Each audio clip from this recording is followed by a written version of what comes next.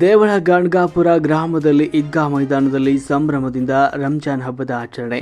ಅಫ್ಜಲ್ಪುರ ತಾಲೂಕಿನ ದೇವಲ ಗಣಗಾಪುರ ಗ್ರಾಮದಲ್ಲಿ ಈದ್ ಉಲ್ ಫಿತ್ರ್ ಮುಸ್ಲಿಂ ಸಮುದಾಯದ ಬಾಂಧವರಿಂದ ಸಾಮೂಹಿಕ ಪ್ರಾರ್ಥನೆ ಮಾಡುವ ಮೂಲಕ ರಂಜಾನ್ ಹಬ್ಬಕ್ಕೆ ತೆರೆ ಎಳೆದರು.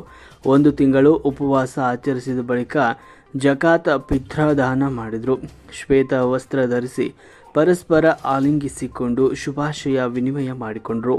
ನಂತರ ಸಾಮೂಹಿಕ ಪ್ರಾರ್ಥನೆ ಸಲ್ಲಿಸಿದ ನಂತರ ಈ ವೇಳೆ ಹೊಸ ಬಟ್ಟೆಗಳಲ್ಲಿ ಸಾಂಪ್ರದಾಯಿಕ ಪೋಷಾಕುಗಳಲ್ಲಿ ಕಂಗೊಳಿಸ್ತಾ ಇದ್ದ ಮಕ್ಕಳು ಹಬ್ಬದ ಸಂಭ್ರಮವನ್ನು ಹೆಚ್ಚಿಸಿದರು.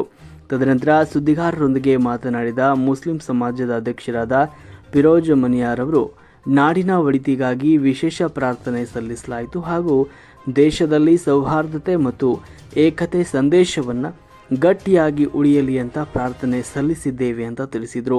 ಈ ಒಂದು ಸಂದರ್ಭದಲ್ಲಿ ಸಮಾಜದ ಹಿರಿಯ ಮುಖಂಡರಾದ ಇಬ್ರಾಹಿಂ ಸಾಬ್ ಮನಿಯಾರ್, ಖಾಜಾ ಸಾಹೇಬ್ ಚೌಗಡ, ಮುರಹಿಬ್ ಸಾಬ್ ಇಟಗ, ಅನ್ವರ್ ಸಾಬ್ ತಾಂಬೋಳಿ, ಖಾಜಾ ಸಾಹೇಬ್ ಚೌಧರಿ,